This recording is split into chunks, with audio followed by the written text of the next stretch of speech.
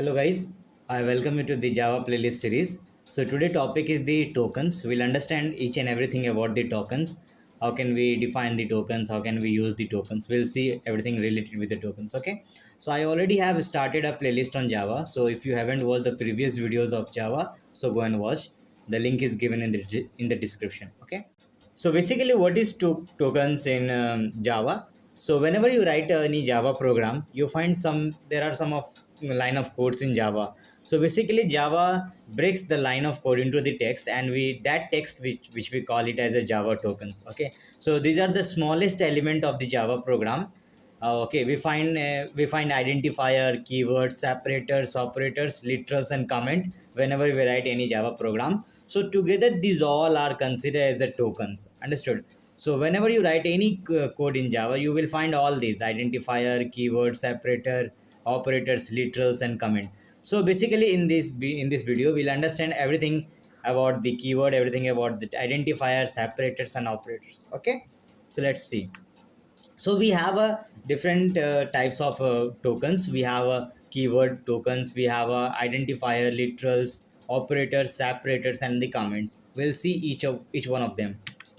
So first, let's start with the keywords. So basically, Java keywords are also known as the reserved keywords. Okay, we have 52 keywords in Java. Okay, and these are the words which are already predefined in the Java package. So just we have to use them. Okay, so we cannot use these keywords as a variable, and we cannot use these variable keywords as an object as well as the class name. Whenever we try to use these keywords as a class name or a object name or a variable, we'll find the error because these keywords has a separate meaning which is already defined in the Java packages. Okay, so we cannot use these keyword as a class name or object name or a variable name. Okay, so see, keywords. So basically we have a 52 keywords. So in which int, sort, long, byte, if, else, for, while, do. So these are the 52 keywords. See, the packages, private, protected, public. We all come to know about all this. We'll see what is public keyword, private keyword, and protected keyword, synchronized keyword, go to keyword, extends, implement. So we'll find all these. Okay, we are actually we are not very much know about these keywords as per today now, but we'll see these keywords as we move on the Java series. Okay, understand everything about these keywords. Okay, so till now you learn that we have 52 keywords, and see, true and false and null are just a keyword, but they are actually a literals. We'll understand what are literals, but we can define that true and false and nulls are just acts as a keyword, but these are not actually keyword, these are the literals. And one thing more, we cannot use any of the following as identifier. Okay, we cannot include use these keywords as an identifier in our program. We'll let you understand about the identifier, what are identifier in the few slides. See, identifier. Identifier in a Java are symbolic names which is used for the identification. See, identifier. Identifier basically means what? The word which is used for the identification.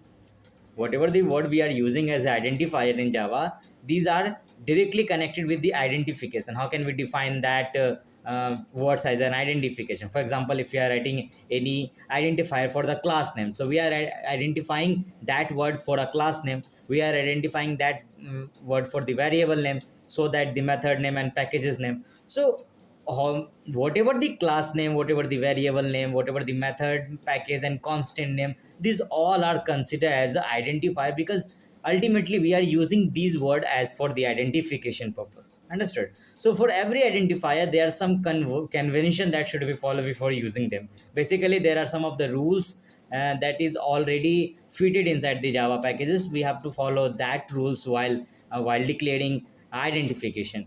Identify. Basically, these are some of the norms and rules which is used for this naming convention. Okay, let us see this code. Public class hello debugger. So basically, hello debuggers is what is a class. So hello debuggers is a class. It means this is identifier. Understood? Because why this is identifier? Because hello debugger is the identification for the class. We came to know that this is a class. So hello debuggers is a identifier. Understood? Public static void main. Okay, see, this is a method, main method. We call this as a main method. Okay, so main method is what? Main method is also identifier. We are identifying with the help of void Okay, we can identify this as a main method. So method name, variable name, packages name, all other name which are used for the identification purpose in the Java, we call it as an identifier. Understood? Now let's see. Okay, let's see what are the rules and regulation that we followed while declaring any identifier. One thing, a valid identifier must have character from all alphabet, that is A to Z. We can use alphabets as for uppercase also and the lowercase also. We can use the numbers also from 0 to 9, and we can also use the underscore and dollar sign. Okay, but we cannot use the at the rate, because at the rate is a special character. Okay, and we cannot use the any special character as for the identification purpose. For example, at the rate academy is not a valid identifier. Okay, we can use the sign, the dollar sign, we can use the underscore sign, and we can use any of the alphabet, whether it is in the uppercase or in the lowercase or any of the number, but we cannot use this special character. So this is the first rules that to be followed. Okay, second is that there should not be any space in an identifier. For example, debugger academy.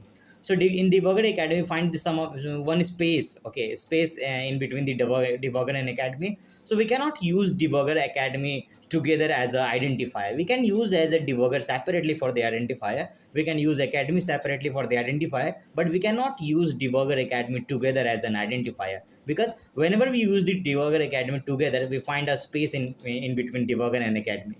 So this violates the rule for the tokens, for the identifier. Okay, third is identifier should not contain any number at the starting. We cannot start identifier with any number. For example, 245 debugger is fine, but we cannot use any number in the initial. Okay, so we have to start with a debugger. After that we can write the number, but we cannot start any identifier name with numbers. Okay, fourth is identifiers should be a length of 4 to 15 letters only. However, there is a no limit on the length. Okay, it's not exactly defined that we have to use this much length of identifier. We can use the as much as we want, but it should be ideal if we use the identifier in between the length 4 and 15. Okay, so we should follow the ideal way of writing any of the identifier. Okay, next is we cannot use the Java reserved keyword as an identifier. In the previous slide, I have told you about the we cannot use the int, float, double character. Actually, we have a 52 keywords in Java, so we cannot use 52 keywords as for the identification purpose. Why? Because these keywords are already defined in the Java packages. Okay, so if we just declare int as an identifier, so Java compiler will get confused whether we declare int as an identifier or whether we choose this int as a keyword. So it creates the confusion for the compiler. Okay, so we cannot use the keywords as an identifier. Next, identifier should not be a query language. If we just use the SQL query. Okay, select from these are the SQL queries, so we cannot use this SQL query as a keywords or identifier. So we should follow these identification rule while declaring identification. Okay, identifier. Next, the literal. What is literal? What are literal? Basically, any constant value which can be assigned to the variable is called the literal. For example, if we are declaring any of the variables, say x, so x is x taking the integer value, so we have to declare it as a what? Int data type. So int x equals to 100. So 100 is a what? 100 is a constant value, or we can say the literal.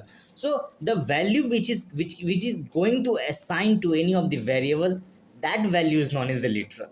Understood? So if we are declaring any integer value, so we call it as an integer literal. If we are storing any boolean, say for example in boolean x equals to true, so we are storing true value in the x variable, that is the boolean data type. So it is a what? Boolean literal. If we are storing any character value, okay, so we call it as a character literal. So we have a boolean literal, we have a string literal, we have a character literal, we have an integral literal. Okay, so remember the value which we are assigning to any of the variable, okay, that value is known as the literal. This literal may be boolean, this literal may be string, this literal may be character, this literal may be integral value. Okay, so literal is a constant value which is assigned to the variable. Okay, so I have explained you about the keywords, identifiers and literals in this video. So I'll make the second part of this video where I'll explain you about the operators, separators and comments. And in that video, I'll code also, and explaining you each and everything regarding keywords, identifier, literals, operators, separators, and comments through code. Okay, so stay tuned for the second part of this video. Till then, keep studying. Thank you.